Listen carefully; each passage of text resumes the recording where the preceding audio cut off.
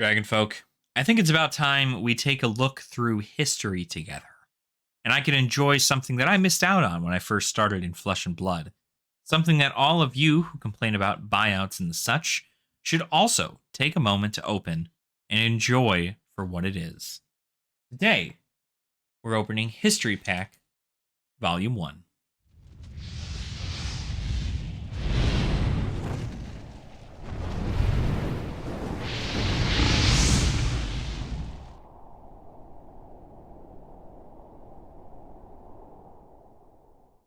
Welcome on in, Dragonfolk.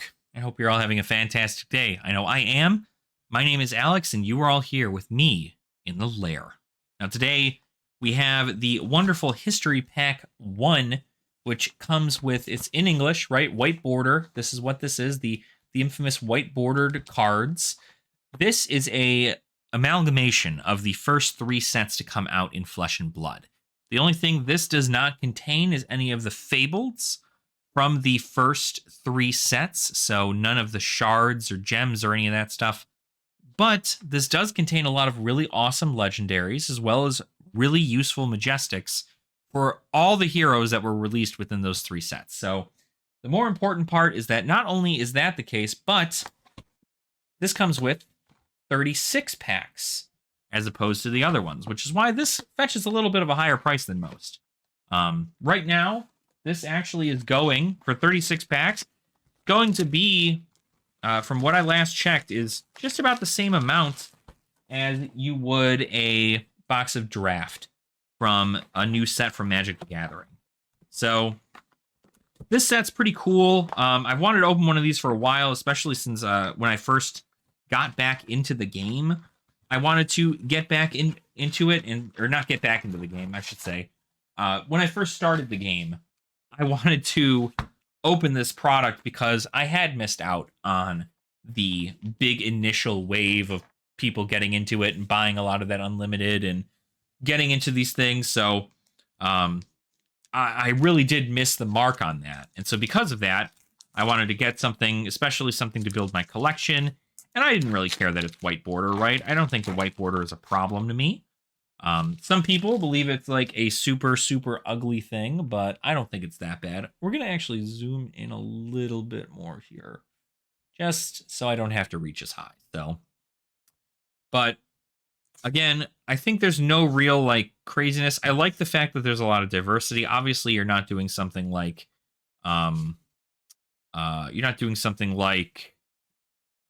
do you call it?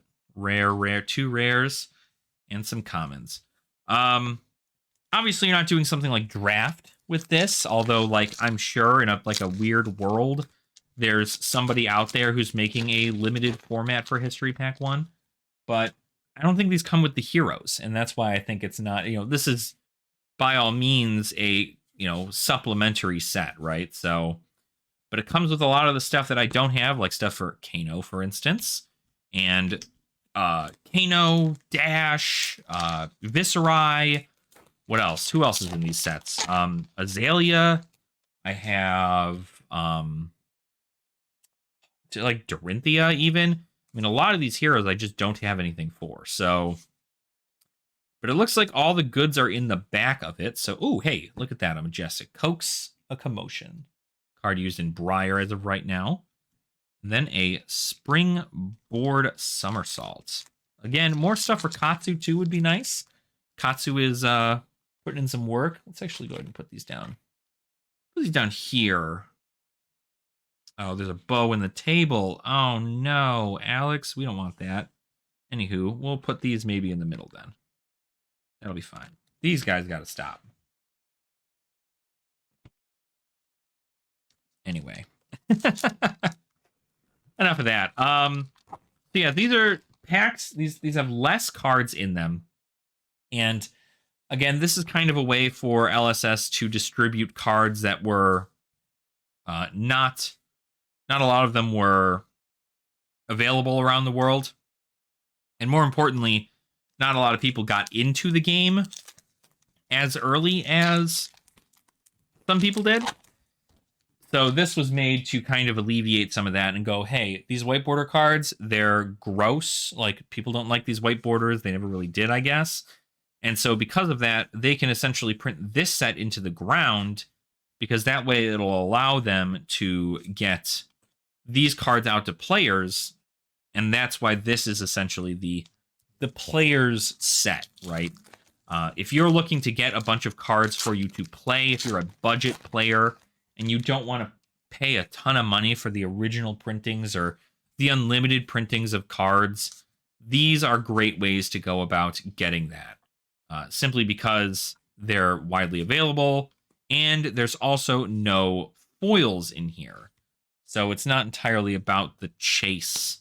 There's no big chase in here. I mean, yeah, there's still the legendaries, right? And the legendaries, I think, have not so much a higher pull rate, but like there's more legendaries per set than there are normally with this. So because of that, they do end up coming out faster, I think, but not in any way. It says from empowerment. There you go. And a reaping blade. Neat. All right. We like to see that. Oh, maybe we'll do that. That's a fun little thing. We can do that there. Sweet. That'll work. But they're not so much like easily found. I wouldn't say they're easier to find than anything else. Oh, there's a Visceri. There we go. I'd like to see that. There's also no backs or anything, so this is kind of cool. I like that there's only just one side. Kind of a neat little thing. I like that. Unmovable, Oath of the Arcanite, and a Rushing River. But of course, people are still trying to get legendaries out of this. The white border legendaries cost nowhere near as much as the original printings of these legendaries. And I think that is something that a lot of people don't quite realize, is that it really is the better way to go. I mean, don't get me wrong, paying like, I don't know, I think like a tunic price is still like well over $100 for a white border one. But I also don't know how many people are like hoarding these white border ones, you know? Because they could be hoarding them. They could be just hoarding them all together and being like, oh, well, I'll wait till the perfect time. Chain Lightning, a Kano card. Love to see that. Majestic. I do also believe this was also a way for them to kind of omit the super rare stuff out of here. I don't know whether or not super rares are still in here, or maybe they just called them Majestics again. But a lot of these are all common stuff, not really crazy. A Sink Below isn't terrible, though, because Sink Belows do work. Look at that! Look at that! I was talking about getting Kano stuff out of here. Storm Striders, a freaking legendary. My goodness, dude, we're getting boots for days. All right, well, you know, I didn't want to have to build. That's our other card. There is Pedal to the Metal. I didn't want to have to build Icelander, but things are looking pretty good to build Icelander. I gotta tell you what, that's pretty cool. I like that. We're gonna put that right there, right in that special spot. You guys see that, Storm Striders? Oh, goodness gracious. Like I said, you know, like a Storm Striders from here, what even is that? You know what? I'm gonna go check. $109 as of the recording of this video. $109 for the Storm Striders. Out of a box that costs on the open market $110. So I don't understand why people don't open these. Like, I get it, right? There's a lot of real like nitpicky people. Genshi release, again, more Katsu stuff. We like to see that, as well as more Dash stuff. I want to build Dash too. I think Dash is really, really neat. So this table is shaking. We don't need all that shaking, right? So like I said, I mean, like the product it's not flashy, it's not super crazy, but like in theory, there's still chase cards available. Now I'm down 2 legendaries that I didn't have previously that now I have, and I'm very, very happy about. Reaping Blade and a Savage Feast. I'm hoping to get a lot of Visceri stuff out of here too. I know there's not like a Sonata Arcanix or a bunch of the stuff, but I think like the Mordred Tides come out of here, and that kind of stuff. I probably pass up like several of them on my way looking through these cards, but a high-speed impact, and a barraging beatdown. We're already going to move these guys over because 36 packs, 360 cards in a box. I would say your odds of getting a legendary are probably really, really good. But it's good to know I'm pretty good on boots for a little while now. We got some throttles, razors, an azalea, stir the aether winds, and a barraging beatdown. But again, I'm the person to think that product like this needs to be opened. I would gladly open another one of these. I'm sure people have definitely lost their butts on this product, but I don't think it's to the point where, you know, they're in the hole, you know? I would think, ooh, 3 of a kind too, just in time for outsiders, right? Let's go. All right. Well, I've already got 3 of a kinds, so I could probably sell that and get that out of there. Maybe we'll give it away to somebody in the community here. We'll see. Once I get my store back up and running, I think we'll figure out what we're going to do with all that. But like I said, these white border cards are supposed to be for the players, you know? And I really want them to be. I really want it to continue to be for the players. I don't want players to think that they have to buy these like $200 these $200, what do you call them? $200 legendaries or whatever, like Stormstriders. And in order for them to play, you know, there's plenty of ways for people to play without having to buy all these crazy legendaries and majestics and stuff. There's plenty of ways. Like all these white border cards are going to help me better out my my boards for Commoner and for Clash, like I say in like every one of these videos. I love those formats, and I love that they're just so accessible. Death Dealer's not bad. An Aether Sync and a Take Aim. There you go. Not terrible. But there's just more to the game than just searching for legendaries, you know? But the more you open, the better you do. You know, you just got to be able to open without it's gambling, right? Like, let's be entirely honest. There's the Malvern Skies. We like to see that. And a Life for a Life. Again, it's gambling, right? That's what this is. This is just gambling. You're buying product, you're opening it in the attempt to get a thing. If you have the money to buy the one card you need, I suggest just buying the one card. But if you have everything, pretty much, right? Ooh, a Perch Grappler too? There we go. I got another one of those already, so that'll also go through. Got a lot of Ranger stuff and Ninja stuff so far. Very interesting. You can get like Benji in here too, right? Get the young heroes in here? I don't think so. I can't remember where they get young heroes. Ooh, Accelerator. Reduce to Rune Chant and a Rushing River. So I want, if you already have everything, you know, if you're at home going, how can I better flood the market with cards that the market is going to want, you know? I would say get something like this. I mean, I'm no like, oh, Fine Center, okay, there's another Majestic, another Ninja, right? I say just do exactly that, right? There may be a lot of people who don't like these white border cards, but I promise you, if somebody's brand new to the game and they're looking to get into it, they want a cheap option. And these white border cards are that cheap option, and they will sell because the cheaper cards normally sell. So I don't know how well. I mean, like a lot of these people who play like Classic Constructed and have been playing Classic Constructed for a long time, they probably don't want these white border cards because guess what? They probably have all the cards they need already. What do they need to buy white border cards for? But some people really enjoy the white border cards. Some people, it's their favorite cards, is this white border treatment, essentially. So who's to say? You know, I think at the rate you get these, we're looking at already what? 1, 2, 3, 4, 5, 6, 7 Majestics and a Legendary in the matter of a box. We still have several packs to go. So, Dashman, I need you. Ravenous Rabble, Blackout Kick, and a Snatch. So it looks like that second to last card is the, what do you call it? The second to last card is the hit card. So it's a very, I don't know. I always get, Katsu, there you go. Crippling Crush, we're gonna do the Majestic, baby. Another majestic, baby. How many more do we have left? 5, 9. We're down to our last 9 packs here. So we got a lot of majestic. Again, I think that's actually my last crippling crush I need for Bravo, if I'm going to play Bravo. So that's pretty cool. I wonder what other things I can get out of here.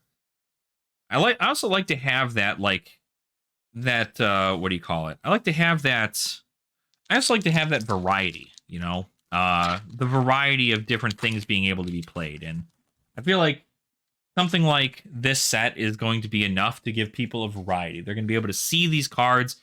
New players are going to be able to look at these cards and go, huh, oh, well, that seems like an interesting thing. Maybe I'll play that one. There you go. Lesson of Lava, Storm Striders. Maybe we're doing a Kano thing? What's happening here? Am I building Kano next? Is that what's happening? Who would have thunk? My buddy at my LGS is certainly going to enjoy that.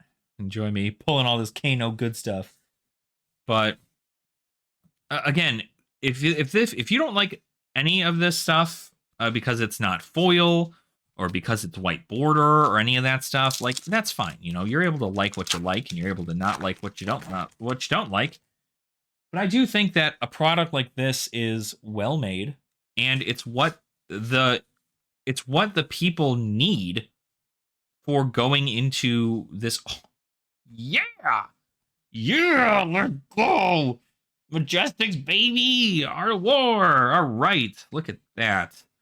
Beautiful. Beautiful Art of War. Just look at the value. Look at this. This already right here, paid for the box. Like, it's crazy to me. And obviously, don't get me wrong, right? Again, this is gambling. Not every box is going to be like this. I'm sure some people are going to lose their butts on these boxes. But for those that don't, it usually does pretty well. I mean, you have a decent amount of cards in here that are good. And a lot of Majestics. Like, a lot of Majestics.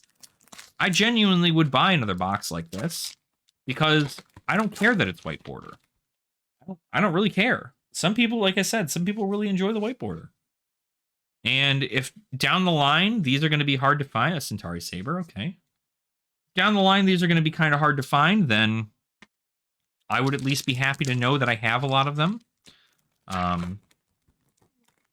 And that they're going to be readily accessible. You know, am I going to be able to get less money for this Storm Striders than I am maybe a, you know, Storm Striders from, I think, Crew or whatever, right? Was it Crew? No, it's Arcane Rising, right? Yeah. Yeah, obviously, like, I'm not going to get near as much, but the point is not to really get as much. You know, if you get lucky and you get a whole bunch of stuff, then that's good. But I think, again, the point is just to get stuff into the market. You want stuff to get into the market. People will buy it. They will. It's a matter of time. A lot of people who get really, really scared really, really fast with things like this. All right, last pack. What do you think we got? We got a Storm Striders and an Art of War already. You think I think we're pulling... we'll pull a Skull Cap out of this one, huh? What do you think? Arcanite Skull Cap? I don't even know if it's printed in here, but we're going to see. Let's see. Bum-ba-da-bum. Come to fight. Oh, become the Arcanite. Okay, well, that's not bad. More Visceri stuff, so I'm certainly happy with that. This was quite an opening, right? Storm Striders and Art of War. Become the Arcanite. I mean, this is a lot of cards in here. So... Storm Striders, Become the Arcanite, Art of War, Lesson in Lava, A Crippling Crush, Fine Center, Perch Grapplers, 3 of a kind, Mugenshi, Chain Lightning, Ancestral, and Akosa Commotion. Not a terrible haul here for this product. Again, if you like product like this, and you're okay opening things that have a white border, and that don't have any foils in them, right? Think about that. I want you to think about that for a second, too. Not only are these white border cards less expensive than their original set counterparts, but they're non-foil, which means that they don't curl. So you can use these in a deck without any worry whatsoever. I mean, obviously, you could play the non-foil versions of the ones from there, but like this Storm Striders, obviously, you're not going to have this in your deck. So having this in foil makes a little bit more sense, which is why I get that this is not as, you know, sought after. But I think it's fine. It gets the job done. Whatever wins me a PT or a PTI, whatever wins me any of these things, I'd be more than happy to do it regardless, right? I want to use these cards to win and get prize support. I don't want to use these so I can eventually sell them. I want to use these so I can become a better player. And that's the purpose that I feel that that's there. So let me know in the comments down below what you guys think about History Pack Volume 1. I know it's a very interesting thing. I know this video is being done right before the Outsiders release. So I'm sure I've got several videos out talking about the Outsiders release. But I wanted to kind of open this and just show you guys what it's like. Because honestly, I've been curious of what an opening is like for this for a while. And now I got my wish. I ended up getting a legendary that I don't have because I don't have a lot of legendaries. So I'm kind of in the market for a lot of them. But I think it's really cool that I got this. I got an Art of War out of it. I already have 3 Art of Wars, so I can utilize that to trade into something else. And I think it'll be well worth my while. So thank you all so much for watching again. I truly appreciate your support. Make sure to like the video and subscribe to the channel as well if you have not already. And again, let me know what you think about HP1. I want to do another opening of this pretty soon. I just like the product a lot, and I truly think that this is just what the market needs. And so if you feel the same, let me know. Another thing you can do is you can also join our Patreon or our channel membership here on the channel, but it's absolutely not necessary. You can support whether or not you want to be a monetized supporter or not. I'm always thankful regardless, just having you here. So thanks again. Have a wonderful, wonderful rest of your day. I will see you all very soon. Nerd out.